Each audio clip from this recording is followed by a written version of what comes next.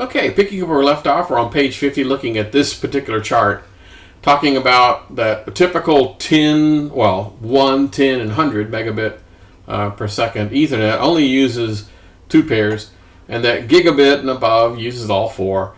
And so here's a good Trivial Pursuit question. Can I have gigabit Ethernet and power over Ethernet at the same time? Well, you can answer that by looking at it and go, no, can't do it.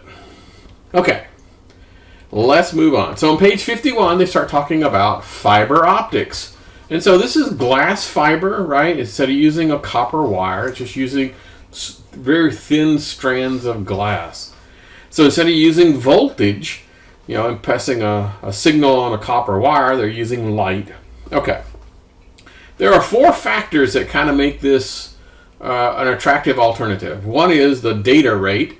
I can typically get an awful lot more through a fiber optic cable. The distances. Most Ethernet cables are limited to 100 meters.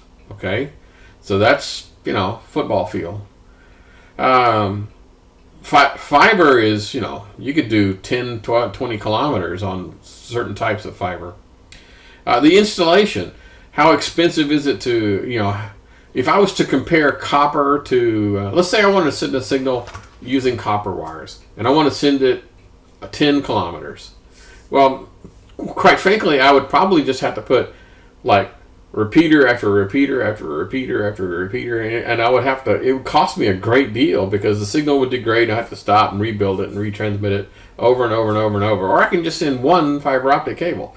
So even though the cable itself is more expensive than the wire, the actual installation is actually cheaper because of the fact I don't have to have repeaters. Cool.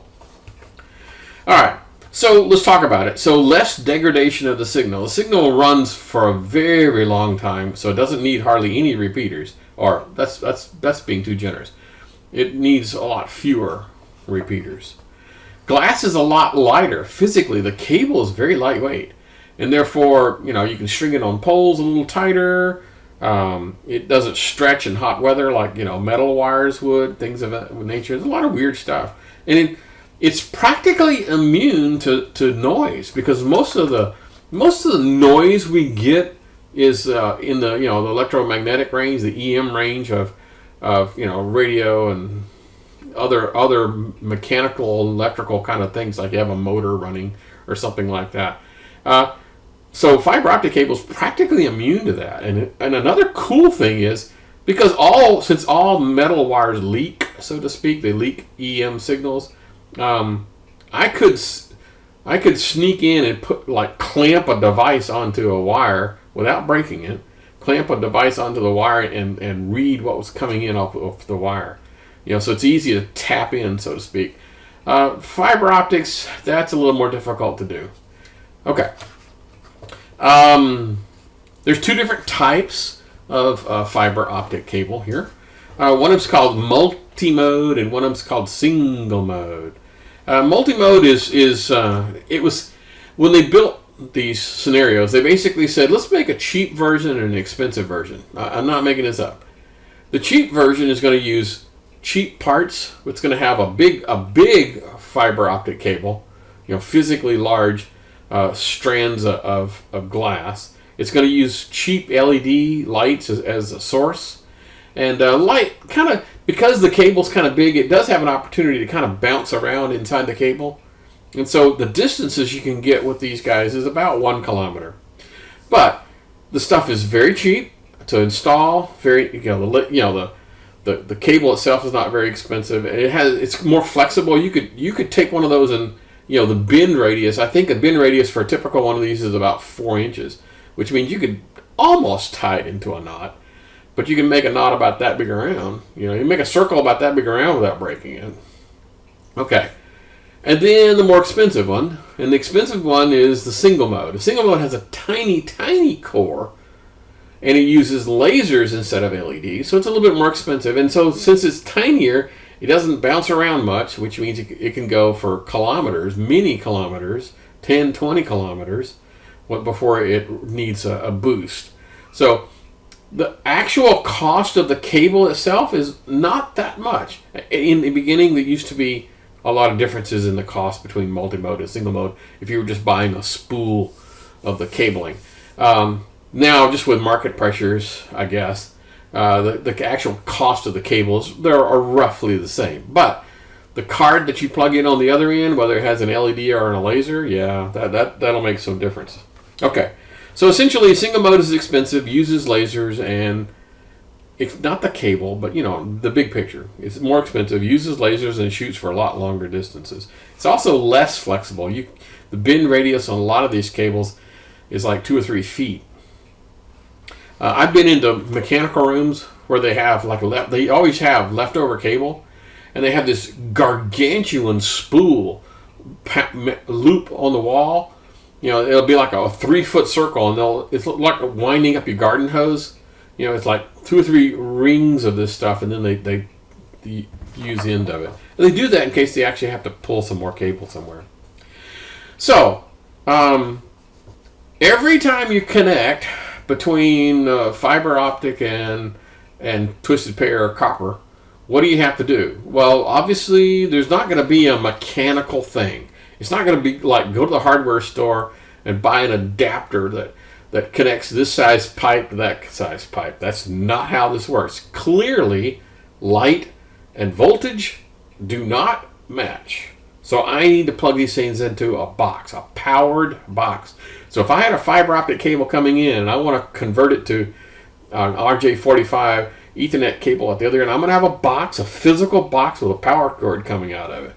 Okay? So the transition between the two is, I'm not saying it's difficult, I'm just saying you just can't splice two of these dissimilar things together. Okay. There's a section in the book here talking about how it all works, and they talk about refraction and total refraction and blah, blah, blah, blah. I'm going to skip that step. I am going to move on to page 54 where they talk about how it's built. And so here's what these things actually look like. So the core that's the glass part. The glass part is actually this thing in here. Then they have this it's called a cladding, and essentially it's like sort of like aluminum foil.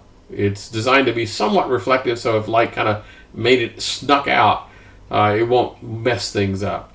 There's some sort of a plastic coating, and then you have to have, since the fiber is very, very small, I have to have something I can pull on, right? Whereas if I just started yanking on this cable, I could stretch and break it, right? So I need to have something in there that makes this thing tough, so when I pull the cable, I'm not jerking on the glass. And then, of course, some sort of outer jacket, some UV-rated plastic so it can be exposed to the air or direct buried, or have Teflon coated so you can pull it through a wiring chase of some sort. Okay. So here's a good Trivial Pursuit question. Is fiber optic transmission faster than copper transmission? Is light going through that glass faster than electrical pulse going through the wire? The answer is no, they're not. The idea is that both these things operate at the speed of light. Light going through the glass is run essentially the same speed as electrical pulse over a wire. The difference is the glass could provide more bandwidth, more signal. So it'd be like comparing a 2-lane road and a 10-lane superhighway. All the cars are traveling at the same speed. I can just get more cars through the fiber optic. So it doesn't break the laws of physics. It doesn't go any faster than Ethernet cable, copper Ethernet cable. It's just that. So there's this gotcha section on page 55. Read that. I think it's kind of interesting. Okay, so continuing along that thought, on page 56, what's the difference between data and signals? Now, we talked about this at the very beginning, so I'm going to repeat myself. Data cannot be transmitted over wires. Okay, got it? Okay. That's why there's a layer 1. That's what layer 1 does for a living. It takes data and converts it into voltage if it's going over a copper wire. It converts it to light pulses if it's going through a fiber optic cable. Okay. Now there's a section here that talks about properties of a good signal. So I have a good signal. What would that be? Well, a signal has to be easily detected by the receiver. Now, think about the early days of cell phones. Our radio transmitters and radio receivers were not that sensitive. They were crude by today's standards. And so you had to have cell phone towers send out powerful signals, and they had to be relatively close together. I mean, the signals weren't that huge, didn't have that much range, and therefore your handset, the battery life on your handset was horrible because it had to have a powerful receiver to be able to receive this thing. And of course, now things have changed. If you can make the electronics smarter and smarter and smarter, that means you can receive the signal a little further away and a little bit further away, and maybe you don't have to consume quite so much electricity in your transmitting tower because your receivers are more powerful. So it's all easily detected by the receiver is kind of a two-handed game. One is how good is my signal and how much noise there is, and then how good is my receiver. And a lot of it has to do with the receiver. Okay, that's one of the items. The other one, it has to be able to resist noise that gets added onto the line. Perhaps you've heard of this term called signal-to-noise ratio. We're going to talk about it again in a couple more pages. But it talks about, I'm listening to the radio, trying to listen to what this guy says over the radio, and there's a lot of static, a lot of noise, and so I'm straining to hear the signal over the noise. And a signal-to-noise ratio of 1:1 means I probably won't be able to pick out the signal from the noise. Anything greater than 1:1, then I might be able to pick it out. What is interesting to me is go to NASA and talk about their deep space probes when they start sending signals back to Earth. The signal-to-noise ratio is horrible. Their transmitters on those spacecraft are very small. Because they're designed to be sent long distances and stuff. And when they receive these signals, it's like, whew, I'm amazed they can filter out all the noise and pull the signal out. Okay, let's continue. You must make efficient use of the bandwidth. If you have available bandwidth of this much, you don't want to have my signal consume it all. I'd rather consume this tiny little piece over here so other people can jump in, which is the fourth one, which is multiplexing. So a good signal should not consume an awful lot of bandwidth so that it would also allow multiple people to be transmitting at the same time. Okay, on page 58, they talk about the categories of signaling methods. So, a digital versus analog. Digital basically means I'm putting voltage on a line.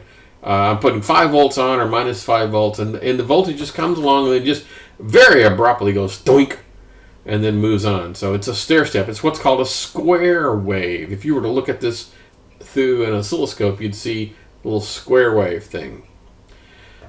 Because it's a digital signal, it's either on or it's off. There's nothing in between. An analog signal basically means it's transmitting something at all times, but the voltage is varying. And so in this particular case, these look kind of similar. A high amount of amplitude kind of matches the guy over here, and a low amount of amplitude matches this guy over here. So certain types of signals are designed to, this for example is how Ethernet typically runs over an Ethernet cable. It actually is just voltage. There's no waveform on there. Other types of signals, for example, radio, right? Radio can't do this. It can only have a waveform that you can detect. Waveforms are easy to detect, believe it or not. Anyway, we'll go into that in just a second because we're at the 15-minute mark. So we'll see you guys in just a few.